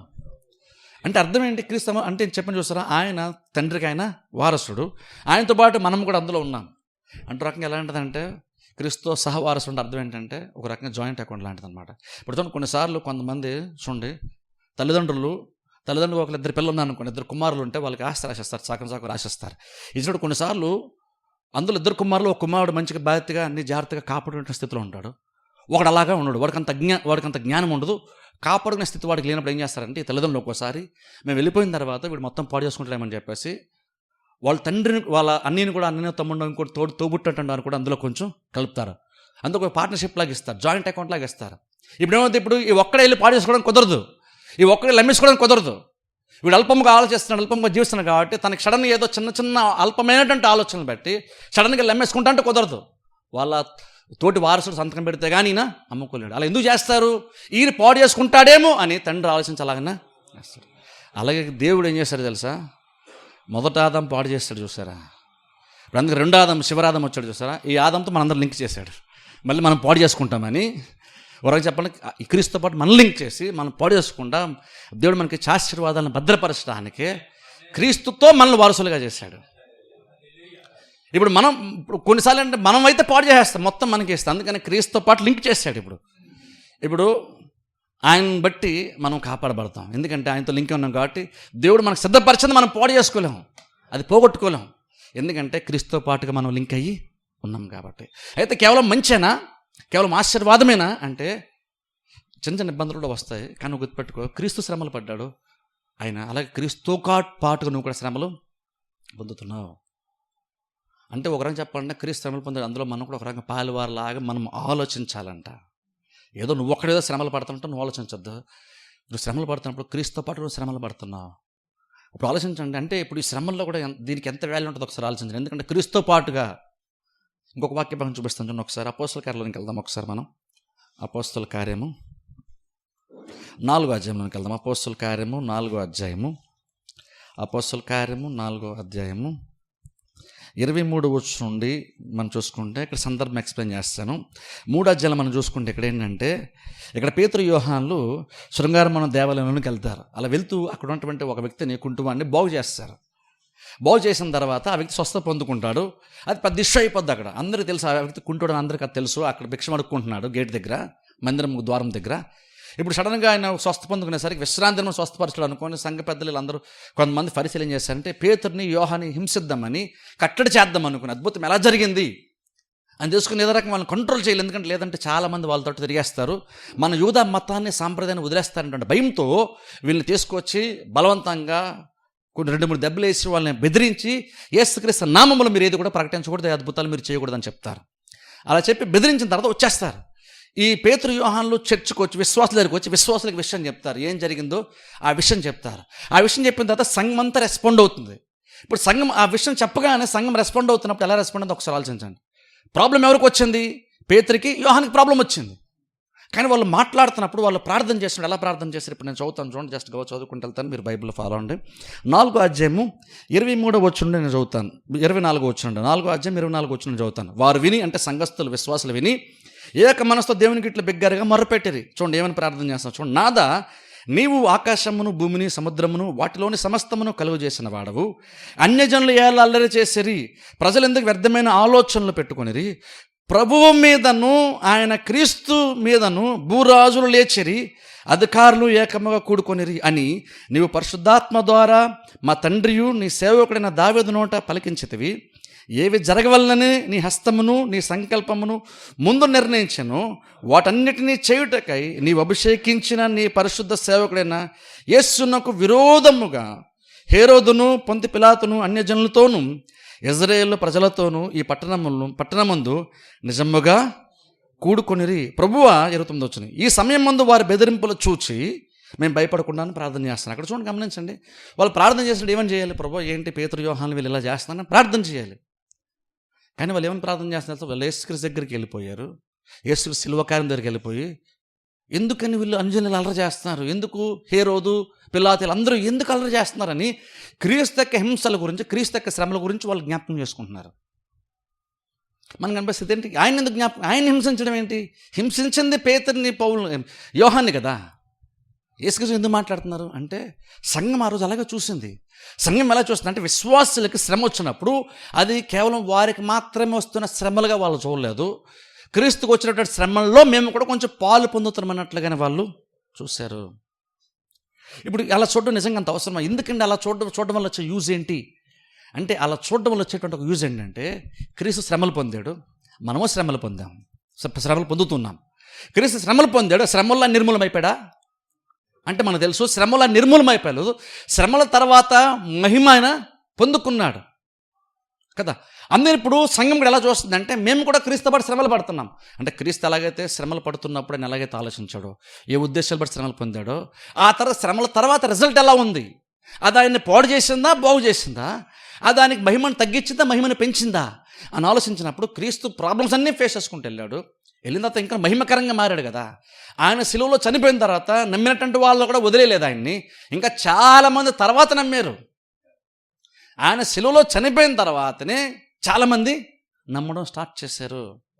అందుకని క్రీస్తు చూసారు, నేను ఒక్కసారి ఎత్తబడితే అందరిని ఆకర్షిస్తానన్నారు. చూసారా? అంటే ఎత్తబడితే అర్థం ఏంటి? సిలువ మీదకి వస్తే నేను అందరిని ఆకర్షిస్తాను. శ్రమలు అనేటువంటివి చూస్తున్నప్పుడు, నిజంగా అర్థం చేసుకున్నప్పుడు శ్రమలను చూసి ఎవరో వెనక్కి వెళ్ళిపోరు. శ్రమలు చూసిన తర్వాత అందరూ విశ్వాసాలు ఇంకెక్కువగా బలపడుతున్నారు. ఎందుకంటే ఆ శ్రమల వరకు ఆగిపోలేదు, వాళ్ళు తర్వాత కలిగేటువంటి మహిమను కూడా వాళ్ళు చూడగలిగారు. ఇప్పుడు అందుకని సంఘం కూడా ఏం నేర్చుకుందో తెలుసా? ఆ రోజున సంఘం ఏం నేర్చుకుందని, శ్రమలు పడుతున్నప్పుడు కేవలం మనం శ్రమలు పడుతున్నామని కాదు, క్రీస్తు పడి శ్రమలు పడుతున్నాం. మన శ్రమలు దేన్ని పోలి ఉన్నాయంటే క్రీస్తు శ్రమలను మన శ్రమలు పోలి ఉన్నాయి. ఏ రకంగా ఆ లక్షణము క్రీస్తు యొక్క శ్రమలకి అదే లక్షణం, మనకి అదే లక్షణం ఎలా ఉంది అంటే, ఆయన అలా శ్రమలు పొందినప్పుడు శ్రమలు ఉండే ఒక గుణం ఏంటంటే, శ్రమలు పడిన తర్వాత ఆయన మహిమను పొందుకున్నాడు. చూసారా? ఎగ్జాక్ట్ మంద కూడా అలాంటి శ్రమే అని వాళ్ళు అనుకున్నారు. అంటే ఎలాంటి శ్రమ? ఇప్పుడు ఎలాంటి శ్రమ అంటే మనం కూడా శ్రమ పడుతున్నాం, కానీ శ్రమతో అయిపోలేదంతా, తర్వాత మహిమకరమైంది ఉంటుంది అన్నటువంటి ఆలోచనతోనే సంఘం ఆ రోజు శ్రమల గుండా వెళ్ళింది. అందుకనేమో హెబ్రీ పత్రిక 11వ అధ్యాయం చివరిలో పౌలు మాట్లాడుతున్నప్పుడు కూడా గొర్రె చర్మం కప్పుకుంటూ, మేక చర్మం కప్పుకుంటూ, అంత భయంకరమైన అరణ్యంలో తిరుగుతూ, గుహలు అక్కడెక్కడ దాక్కుంటూ ప్రాణాలు కాపాడుకున్నటువంటి వారు ఇంకనూ దేవుని మీద విశ్వాసం ఉంచారు అన్ని ప్రాబ్లమ్స్లో కూడా. నిజంగా ఇండియాలో ఉన్నటువంటి మనము నిజంగా కనుక క్రిస్టియానిటీకి ప్రాబ్లమ్స్ వస్తే నిజంగా అలా ఉంటాం లేదో గ్యారంటీ మనకి తెలియదు. కానీ వాళ్ళు చూడండి, వాళ్ళు కావాలి సింపుల్గా వాళ్ళు కనుక విశ్వాసాన్ని వదిలేస్తే వాళ్ళని ఎవరు చంపరు, వాళ్ళని ఎవరు బెదిరించరు, వాళ్ళ లోకమంతా కూడా వాళ్ళని కలుపుకుంటుంది. వాళ్ళు అలాగా గొర్రె చర్మం కప్పుకొని అరణ్యంలో అక్కడెక్కడ వాళ్ళు అలా దాక్కుంటూ పారిపోవాల్సిన అవసరం వాళ్ళకి యాక్చువల్గా లేదు. సింపుల్ ఒకటే మాట, మేము క్రీస్తుని వదిలేస్తాంలే అంటే చాలు, వాళ్ళకి ప్రాబ్లమ్సే ఉండవు. కానీ వాళ్ళు అలా చేయలేదు. వాళ్ళ విశ్వాసం చాలా అమూల్యమైంది అనుకున్నారు. వాళ్ళు దాన్ని కాపాడుకోవాలనుకున్నారు. దాన్నే కాపాడాలనే పౌలు కూడా ప్రయత్నం చేస్తూ వారికి ఆ విషయాల్ని బోధించాడు.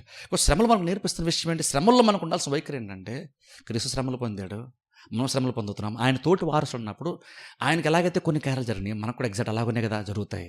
ఆయన ప్రథమ ఫలము అన్నప్పుడు ఆ ప్రథమ ఫలము ఏ క్వాలిటీతో వస్తుందో, ఒక చెట్టులోంచి ఫలము, అదే లక్షణము తర్వాత సంవత్సరాలు వచ్చేటువంటి ఫలాలు కూడా అలాగనే ఎగ్జాక్ట్ ఉంటాయి కదా, ఏం మారదు కదా. ఎగ్జాక్ట్ అలాగనే ఆయనతో పాటు మనం శ్రమలు పొందామనుకున్నప్పుడు ఎగ్జాక్ట్ మనం కూడా ఎగ్జాక్ట్ చివరికి ఆయనలాగానే మనం కూడా మహిమకరంగానే మారుతాం కదా. అప్పుడు అలాంటప్పుడు ఈ ప్రాబ్లమ్స్ మనం పెద్దగా మనల్ని ఏమీ చేయలేవు అని అర్థం. నిజంగానే నష్టపరచదు. ఒకరు నష్టపరిస్తే మ్యాక్సిమము ఈ లోక కాలములోనే కదా, అది వాళ్ళు ఆలోచించారు. మ్యాక్సిమం వస్తే నష్టం ఈ లోకం, చచ్చిపోయిన తర్వాత అంతా నాకు మహిమకరంగానే ఉంటుంది కదా. అందుకని చెప్పిన స్టెఫన్ కూడా చూడండి, పౌలు సౌలుగా ఉండి చంపేటప్పుడు కూడా ప్రాణం పోతుంది, రాళ్ళతో కూడా చంపేస్తుంటే ఆయన దేవుని చూస్తున్నాడు. ఆయన బాధలేవు, ఆయనకి లేవు. పైగా అన్నాడు వారిని క్షమించమంటున్నాడు. ఒకసారి ఆలోచించండి, నిజంగా ఎంత గొప్ప విశ్వాస స్టెఫన్ ఒకసారి ఆలోచించండి. ఆయన మిగిలిన విశ్వాసాలుగా ఆయన పారిపోలేడా బహుశా కావాలంటే? కానీ బహుశా నేను ఏమనుకుంటానంటే చచ్చిపోయినా పర్లేదు అంటుండే ఒక స్థితిలోనికి స్టెఫన్ వెళ్ళిపోయాడు. జీవించేంత తక్కువ కాలమే స్టెఫన్. కానీ ఆ స్టెఫన్ అలా చనిపోవడం బట్టేనేమో అక్కడ చూడండి, స్టెఫన్ అలాగా రాళ్ళతో కూడా చంపుతున్నప్పుడు అక్కడ పౌలు సౌలు అక్కడే నిలబెట్టడం బైబిల్ మనం చూస్తాం. ఒక రకం చెప్పండి, అంత ఇన్స్టిగేట్ చేసినంత కూడా సౌలే మొత్తం ప్లాన్ చేసి స్కెచ్ చేసి క్రిస్టియన్స్ అందరినీ చంపే పనిలో ఉన్నాడు. స్పెషల్ ఆర్డర్స్ తీసుకుని అందరినీ క్రిస్టియన్ అందరినీ చంపే పనిలో ఉన్నాడు పౌలు సౌలుగా ఉన్నప్పుడు. ఆ టైంలోనే సౌలు హయాంలోనే సౌలు నిర్ణయం మీదకే వీళ్ళ స్టెఫన్ కూడా చంపే ప్రయత్నం చేశారు. చంపుతున్నప్పుడు సౌలు అక్కడ ఉండి చూస్తున్నాడు, సౌలుగా ఉండి చూస్తున్నాడు. కానీ చూడండి, నేను అనుకుంటాను ఖచ్చితంగా అది సౌలు ఖచ్చితంగా బలంగా ఎఫెక్ట్ చేసింది. ఎంత బలంగా ఎఫెక్ట్ చేస్తుంది అనుకున్న ఖచ్చితంగా. ఎందుకంటే ఈయన యూద మతాన్ని బాగా నమ్మాడు. కానీ యూద మతం ఈ మనిషిని మార్చలేదు, ఈ మనిషి ఇంకా కఠినంగా మార్చింది. మిగిలినటువంటి వారిని ద్వేషించేట్టుగా ఆ యూద మతం ఆయన అలా మార్చింది. వాక్య జ్ఞానం చాలా ఉంది, ధర్మశాస్త్ర జ్ఞానం చాలా ఉంది, భక్తి ఉంది. కానీ అది నిజమైన భక్తి కాదనడానికి, ఆ భక్తి మనుషులు మార్చదనడానికి ప్రూఫ్ ఏంటంటే సౌలే. ఎందుకంటే ఓ రకంగా చాలా భక్తిపరుడే, కానీ మనుషులను ద్వేషించేంత భక్తి ఉంది ఆయనకి. అప్పుడు అనుకుంటాను సౌలు ఆలోచించుంటాడు ఎలాగంటే మారు పొందడానికి ఒక ముఖ్యమైన ఒక ఎఫెక్టివ్గా ఉన్నటువంటి ఒక ఆలోచన ఏమై ఉండొచ్చు అంటే అక్కడ స్టెఫన్ చచ్చిపోంటాడు. ఖచ్చితంగా సౌలు యొక్క హృదయంలో ఖచ్చితంగా బలంగా ముద్రించబడి ఉండాలి. ఎందుకంటే ఒక మనిషి చచ్చిపోతున్నప్పుడు, ఒక మనిషి చచ్చిపోతే అందరూ కూడా చంపి అంటారు, లేదా పారిపోవడానికి ప్రయత్నం చేస్తారు, లేదా బాధపడుతుంటారు. కానీ ఈయనంటే బాధపడలేదు.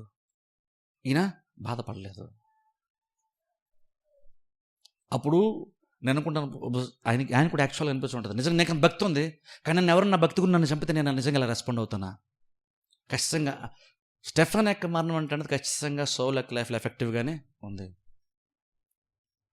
అంటే ఏం చెప్తున్నానంటే అక్కడ చూడండి, ఒక మనిషి చనిపోవడం వల్ల, దేవుని కోసం అత్సాక్షిగా మారడం వల్ల సౌలు లాంటి పౌలుగా మారడానికి అది కూడా బలమైన కారణం.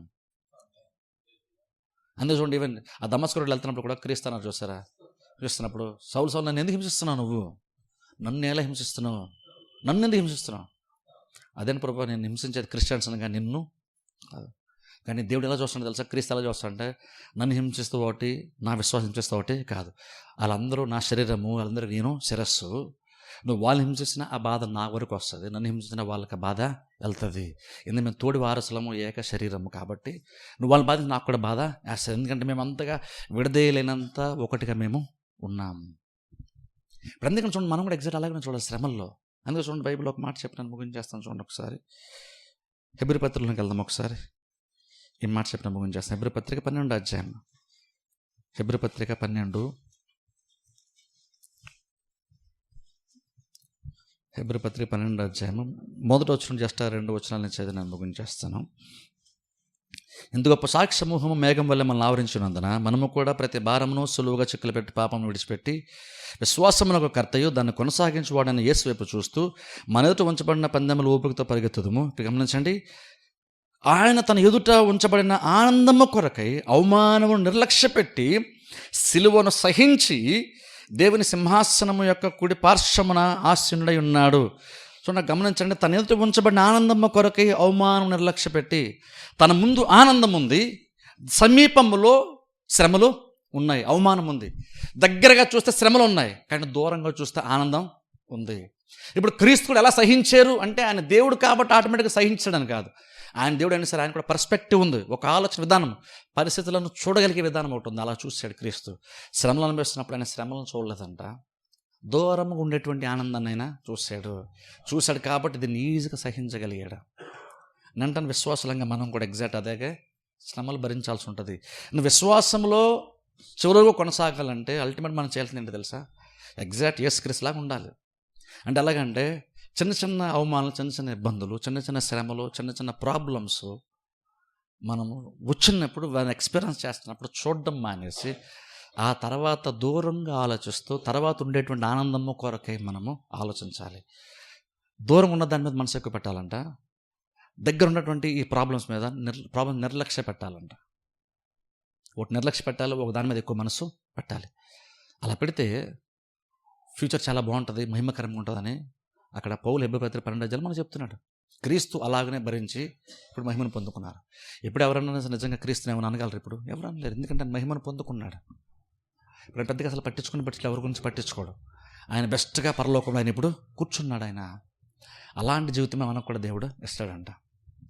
అందుకని శ్రమలు వస్తాయంటే సహజంగా వస్తాయి. అప్పుడు వచ్చిన మనం దేవుని క్వశ్చన్ చేయొద్దు, లేదా దేవుని దూరం వెళ్ళకూడదు. హబక్కుకి ఏం తెలుసా? అక్కడ మనం చదివితే 2వ అధ్యాయం 1వ వచనం ఉంటుంది. దేవుడు ఏం చెప్తాడా విందామని అక్కడ ఉన్నాడని బైబిల్ నేను వేచి చూస్తున్నాను, దేవుడు ఏం చెప్తాడు అన్నాడు. అంటే అర్థం ఏంటంటే ఆయన అన్ని క్వశ్చన్స్ చేస్తూ ప్రభుత్వం అన్యాయం జరిగిపోతుంది, ప్రపంచం అంతా ఇలా అక్రమంగా భయంకరమైన కార్యాలు జరిగిపోతున్నాయి, అన్యాయం జరుగుతుంది, బలహీనలు అనదొరకబడుతున్నారు, నీతిమంతులే ఎక్కువ మంది నీతిమంతులు హింసింపబడుతున్నారు, అనీతిమంతులు బాగానే బ్రతుకుతున్నారు, నీతిమంతులు హింసింపబడుతున్నారు, అంటే మంచోళ్ళు ఎక్కువగా శ్రమలు పొందుతున్నారు, చెడ్డలందరూ బాగానే ఉంటున్నారు. ఇలా జరుగుతున్నప్పుడు ఏంటి ప్రభు నువ్వు ఏం చేయకుండా అలా సైలెంట్గా ఉన్నావేంటి అని దేవుని క్వశ్చన్ చేసిన తర్వాత హబక్కుకు దూరంగా వెళ్ళిపోలేదు. నాకు నువ్వు అర్థం కావట్లేదు, నువ్వు నాకు వద్దు అని వెళ్ళిపోలేదు. ఆయన 2వ అధ్యాయం 1వ వచనం చూస్తే దేవుడు ఏం చెప్తాడా నేను వెయిట్ చేస్తున్నాను అంటాడు. ఆ తర్వాత దేవుడు చాలా విషయాలు మాట్లాడతాడు. అక్కడ ప్రాబ్లమ్స్ వచ్చినప్పుడు దేవుని కాదని దూరంగా వెళ్ళిపోవడం అంటే దేవుడి దగ్గర ఉంటే నీకు విషయాలు అర్థమవుతాయి. చాలా సందర్భాల్లో ప్రాబ్లమ్స్ వచ్చినప్పుడు మనకు కూడా చాలా విషయాలు అర్థం కాదు. ప్రాబ్లమ్స్ ఎందుకు, ఇది ప్రార్థన చేసేందుకు జరగట్లేదు, మనకు కొన్ని అర్థం కావు. అర్థం చేసిన ప్రయత్నం కూడా చేయండి, ఎందుకంటే మనకు చాలా విషయాలు అర్థం కాదు. చిన్నపిల్లలు ఉంటారు చూడండి, కొన్నిసార్లు వాళ్ళు చాక్లెట్స్ ఐస్ క్రీమ్స్ తింటుంటే వాళ్ళు ఎక్కువ దాన్ని అడుగుతూ ఉంటే మనకు తల్లిదండ్రులు మనం కొన్నిసార్లు వద్దంటాం. మనం ఇప్పుడు వద్దని చెప్తాం మనం, కానీ వాళ్ళకి అర్థమవుతుంది, అది అర్థం కాదు. మనం ఎందుకు వద్దంటున్నామంటే వాళ్ళు చక్కగా వాళ్ళు ఏదో కావాలనుకుంటున్నారు, ఏదో మంచి జరుగుతుంది అనుకుంటున్నారు, కానీ మనం మంచిని దూరం చేస్తున్నాం కాదు, అది వాళ్ళు చెడు చేస్తారనే విషయం వాళ్ళకి తెలియదు. మనం సింపుల్ వద్దంటాం. కానీ నిజంగా కూర్చొని చూడండి, నిజంగా ఆ పిల్లల దగ్గర మనం కూర్చొని చాక్లెట్ ఐస్ క్రీమ్ పడతాం కూర్చొని మన సైన్స్ ప్రకారం ప్రతిదీ కూడా సైన్స్ మాట్లాడుతూ ఇది ఎందుకు తినకూడదు దాని సైన్స్ నుంచి మొత్తం తీసి చెప్తే వాళ్ళకి అర్థమవుతుందా? తింటే అందులో ఏముంటుంది, దానివల్ల హెల్త్కి ఎలా ప్రాబ్లం వస్తుంది, ఎఫెక్ట్ ఎలా ఉంటుంది, ఇవన్నీ చెప్పేవాడు వాళ్ళకి అర్థమవుతుందా? అవేం అర్థం కాదు వాళ్ళకి. అర్థం కాదు కాబట్టి మోస్ట్ ఆఫ్ ద టైం మనం తల్లిదండ్రులుగా మనం చెప్పం, వాళ్ళకి వద్దు అంటాం అంతే. వాళ్ళు ఏడుస్తున్నా కొన్ని మనం కాదంటాం, ఎందుకంటే వాళ్ళు చెప్పిన అర్థం కాదంతే. మ్యాక్సిమం ఏంటంటే ఈసారి వద్దులే తర్వాత చూద్దాంలే అంటాం, లేదా తర్వాత కొనిస్తానులే అంటాం. కానీ మనం మొత్తం అంతా ఈ టీవీలో డాక్టర్స్ ఏదైతే ఎక్స్ప్లెయిన్ చేస్తారో అవి ఎందుకు తినకూడదని మనం అలా ఎక్స్ప్లెయిన్ చేయం వాళ్ళకి.